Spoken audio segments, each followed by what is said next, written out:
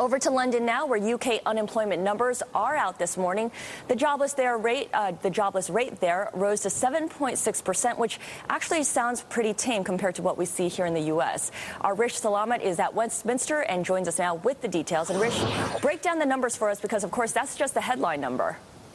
Yeah, absolutely. I mean, what we really look at here in the UK is the claimant count. Now, we were expecting something like 41,000 new claims for unemployment benefit out there. We actually got a figure of about 23,800, so much less than even, the economists had been thinking this would be the case here. Now, what's happening here really is that we're seeing unemployment continue to grow.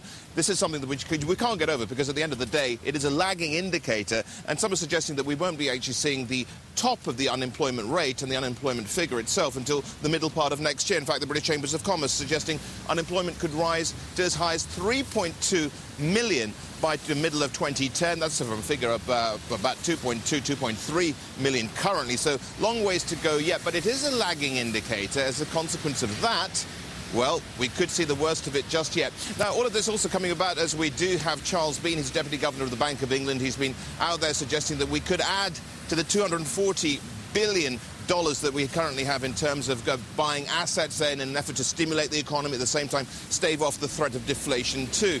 Don't forget as well that this really mirrors what's been going on in the US too, because I think it's something like $787 billion in terms of the asset relief program plus other stimulus plans over there. So both governments here trying to do what they can as far as the unemployment goes. But unemployment here, well, maybe 7.6%, but the US, Eurozone, 9.5%. Spain, though, 17.5% or thereabouts. Scarlett.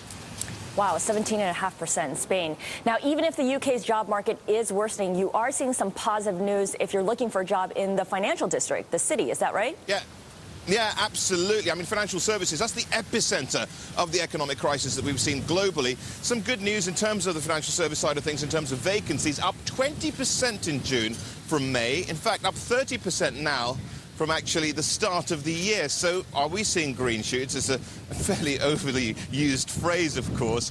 But just to put that into context, we're down nearly 60% in terms of vacancies from this time last year.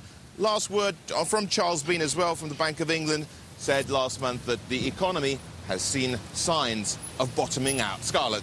Thanks so much, Rish Salamat in London for us.